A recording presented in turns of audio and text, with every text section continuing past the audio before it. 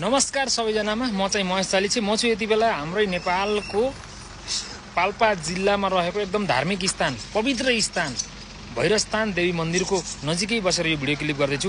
मेरो ब्याकग्राउन्डमा देख्न सक्नुहुन्छ भैरवस्थानको मन्दिर तलको देवीस्थानको मन्दिर देख्न सक्नुहुन्छ भने माथि भैरवस्थान मन्दिर हुनुहुन्छ। मेरा भक्तजनहरू मन्दिरमा दर्शन गर्न जानुभएको छ, रोड चलाउन जानुभएको छ, पूजा गर्न जानुभएको छ र म तल बसेर यो भिडियो क्लिप गर्दैछु।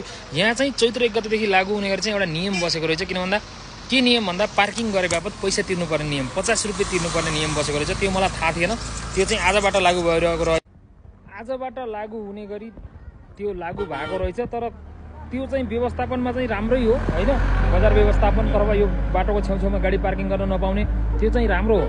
बाटो छेउमा यो बाटो साँगुरो बाटोमा गाडी पार्किङ गरेर भक्तजनहरूलाई माथि पठाएर हामी यहीँ गाडी कुरेर बस्थ्यौँ भने अहिले चाहिँ के गर्नुपर्छ, गाडी पार्किङ गरेर पार्किङमा गाडी राखेर बस्नुपर्छ। म चाहिँ भक्तजनहरूलाई माथि लगेर छोडेर आएको थिएँ। माथि पार्किङ अहिले बन्द भइसकेको रहेछ। माथि चाहिँ गाडी पार्किङ गर्न पाइँदैन। अनि पार्किङ चाहिँ यतापट्टि तल नयाँ पार्किङ यो अगाडिपट्टि छ, त्यहाँ लगेर पार्किङ गर्नुपर्छ। त्यहाँ पार्किङ गरे बापत 50 रुपियाँ चाहिँ तिर्नुपर्छ है। तर मलाई चाहिँ यहाँ नराम्रो कुरा के लाग्यो भन्दा, दुःखको कुरा के लाग्यो भन्दा, मन नपरेको कुरा के हो र चित्त नबुझेको कुरा के भन्दा मलाई 50 रुपियाँ दिन दुःख लागेको होइन। के दुःख लाग्यो भन्दा मैले के भनेको थिएँ भने माथि कर्मचारीलाई मैले यहाँ पार्किङ गर्दिनँ, मैले भैरवस्थान एरियामै पार्किङ गर्दिनँ गाडी।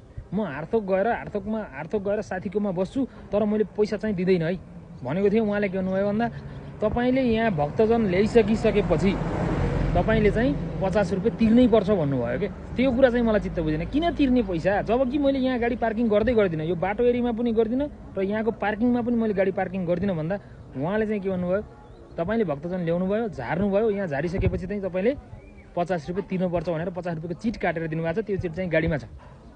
तर त्यो चिट काटिसकेपछि मैले अन्त गएर गाडी किन पार्किङ गरौँ, पार्किङमै गाडी पार्किङ गरिरहेको छु। त्यो चाहिँ यहाँको अब स्थानीय निकायले बसालेको नियम हो अरे। स्थानीय निकायले हाम्रो गाउँपालिकाले त्यो नियम ल्याएको छ अरे। अब याउँदी गाडी पार्किङ गर्न नपाउने, पार्किङमै गाडी पार्किङ गर्नुपर्ने, बाटोमै छेउमा पार्किङ भएर गाडीलाई साइड पुगेको छ भने पनि पार्किङ गर्न नपाउने, त्यस्तो सिस्टम ल्याएको छ। ठिकै छ, राम्रो बजार व्यवस्थापन होस्, यहाँ चाहिँ राम्रो होस् होइन। तर पार्किङको शुल्क तिरिसकेपछि हामीले माथि नै पार्किङ गर्न पाउनुपर्छ। फेरि हामीलाई दोबारा यहाँबाट पार्किङबाट फेरि मान्छे लिनको लागि माथि जानुपर्छ, उहाँ ड्रपअप गरेर अनि फेरि पिकअप गर्नको लागि उहीँ जानु पर्यो कि। डबल खर्च हुने हाम्रो छ, गाडीवालाको चाहिँ डबल खर्च हुनेछ। जो गाडी लिएर यहाँ आउँदै हुनुहुन्छ भने पार्किङमा सिधै अगाडिपट्टिको पहिलो पार्किङमा चाहिँ गाडी पार्किङ गर्नु होला र अनि माथि भक्तजनहरूलाई हिँडाल्दै माथि पठाउनु होला, गाडी माथि लिएर नजानु होला। जसरी पनि तपाईँको डबल खर्च हुन्छ। तर 50 रुपियाँ तिर्नलाई हिचकिचाएको चाहिँ होइन, तर व्यवस्थापन राम्रो हुनु पर्यो। मैले यहाँ ड्रपअप मतलब आफ्ना भक्तजनहरूलाई यहाँ ल्याएर छोडिदिइसकेपछि मैले जहाँ लगेर गाडी राखौँ त्यो मतलबको विषय होइन। यहाँ पार्किङ गरेँ भने पनि 50 रुपियाँ तिर्छु, तर बाहिर पार्किङ गरेँ भने मैले 50 रुपियाँ तिर्दिनँ है। यो चाहिँ गलत भइरहेछ। यहाँ सानो कुरा चाहिँ गलत भइरहेछ। भक्तजन ल्याइसकेपछि 50 रुपियाँ तिर्ने चाहिँ कहाँको नियम हो यो? कसले नियम बनाएको? कहाँको स्थानीय निकायले नियम बनाउँदैछ? यो गलतलाई गलत भन्नुपर्छ, त्यो चाहिँ गलत हो। म चाहिँ यसको चाहिँ आवाज उठाएको छु। यदि तपाईँहरूलाई पनि मनपर्छ भने भिडियो लाइक, कमेन्ट, सेयर गरिदिनु होला। मलाई आज मनमा लागेको कुरा यहीँ बिचाउँदैछु। ल फेरि अर्को भिडियोमा भेटौँला। Bye bye, see you.